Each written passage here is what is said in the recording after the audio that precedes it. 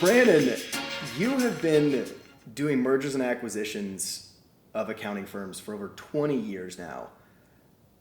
How did you get into it in the first place?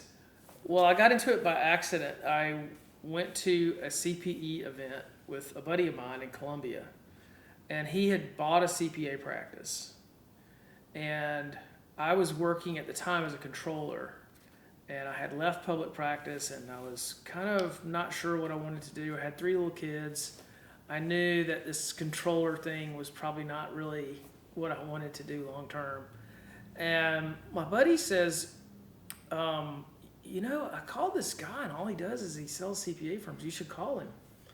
Maybe you can find a practice for sale in Charleston. So I got home the next day, and I forgot the guy's name that he told me.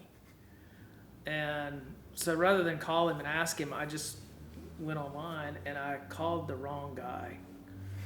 And I called Howard Holmes, who was getting a startup going. He had been only going on for a couple of years, and he said, "Yeah, I don't have anything for sale in Charleston. You want to sell CPA firms?"